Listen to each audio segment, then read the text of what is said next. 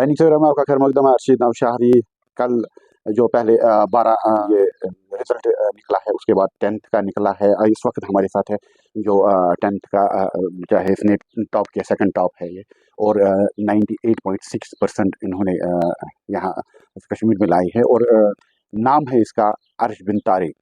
और अर्श, हमारी तरफ से, हमारे चैनल की तरफ से आपको बहुत बहुत मुबारकबाद। और पहले आपके इस ज़िंदगी के बारे में जानना चाहेंगे, आपने किस तरीके से इस पे मेहनत की है और ये हासिल करना बहुत मुश्किल है। और क्यों कह रहा हूँ मुश्किल है, क्योंकि ज़्यादातर हमने देखा है कुछ सालों से हम ये देखते आए हैं, क्योंकि यहाँ लड़कियाँ टॉप कर रही है और लड़कियाँ हर हमेशा बाजी मार रही, मगर ये भी देखने में लड़के भी पीछे नहीं हैं। मगर अभी आपने इतना कुछ अचीव किया है, थोड़ा सा इसके बारे में बोलिए।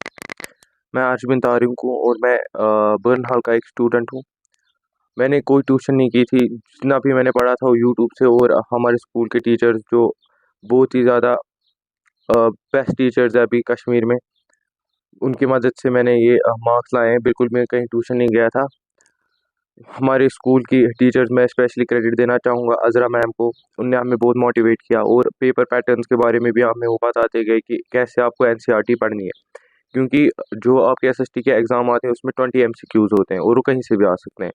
तो आपको चाहिए कि आप बहुत अच्छे से एनसीईआरटी पढ़िए ताकि आपकी कोई भी मार्क्स ना कटे।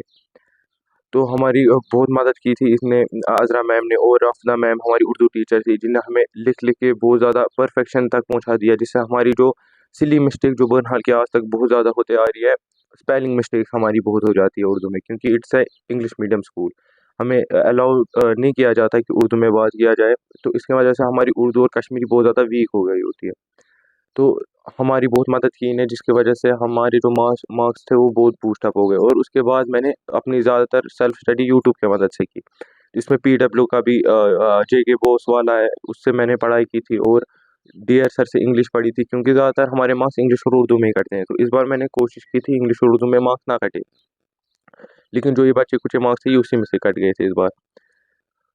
और मैंने इसकी तरफ ज़्यादा ध्यान दिया था, और अब मैंने 11th में मेडिकल स्ट्रीम चूज़ की है। अब मैं 11th-12th में मेडिकल ही पढ़ूंगा, और लास्ट में मेरा जो एम है वो नीट एग्जामिनेशन होगा। अभी आपका जो घर वाले हैं, उन्होंने क्या मदद की आपको, जो आप इतनी कुछ अचीव किए?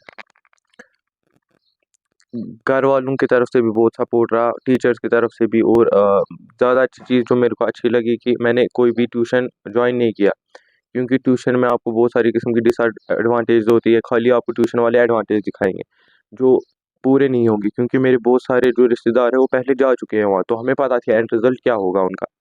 वो एक बैनर लगा लेंगे, आपको एक टॉपर होगा, वो लाखों में से एक होगा। और ऐसा देखा जाता है कि बहुत सारे पीडब्ल्यू हो या कोई भी हो, वो उसी का चेहरा लगा लेंगे। तो ज़्यादा अच्छा है कि अगर आप पीडब्ल्यू जाना चाहते हो तो पीडब्ल्यू की ऑनलाइन से पढ़िए, क्योंकि उसमें बहुत अच्छे अच्छे टीचर आपको मिलेंगे। अगर आपको किसी एक का समझ नहीं आ रहा तो आप दूसरी चैनल से पढ़िए, या पीडब्ल्यू में ही एक ही टीचर, बहुत सारे टीचर एक ही सब्जेक्ट पढ़ा पढ़ा रहे हैं। तो आपको अगर कहीं पे ब्रेक चाहिए तो आप ब्रेक भी ले सकते हैं अपने मर्जी से, आपको कब ब्रेक लेना है। क्योंकि अगर आप देखेंगे कि अगर आप ऑफलाइन ट्यूशन करेंगे ज्वाइन, आप वहाँ केमिस्ट्री पढ़ रहे होंगे, उसी के बाद अचानक से आपको फिजिक्स पढ़नी पड़ेगी, अचानक से zoology, तो आपको ब्रेक नहीं मिलती है। आपको एक ही सब्जेक्ट, अगर आपको एम रखना है 2-3 दिन में ख़त्म हो जाए इसका एक चैप्टर, फिर उसके बाद आपको अगला चैप्टर उठाना है।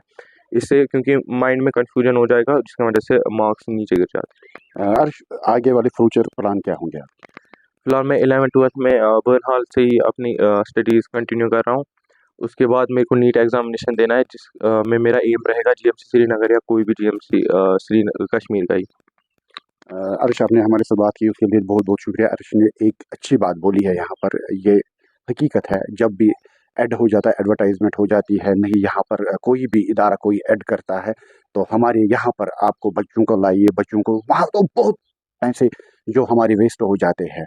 क्योंकि हकीकत ये अर्श एक मिसाल है, खास तौर पर कश्मीरियों के लिए, जो इन्होंने खुद पढ़ाई स्टार्ट की, खुद यूट्यूब से पढ़ाई की है, और किसी इंस्टीट्यूशन से इन्होंने कोई एक पैसा भी उन्होंने ज़ाया नहीं किया है। क्योंकि ये हकीकत है, इसके माँ बाप जो मेहनत कर रहे हैं, इसने आज रंग लाया और दिखा दिया है उन बच्चों के लिए जो लड़ाई कर रहे हैं अपने माँ बाप से, नहीं हमें उस इंस्टीट्यूशन में जाना है और उन इंस्टीट्यूशन में हमें पढ़ना है। लास्ट पे क्या होता है, वो ज़ीरो ही होता है।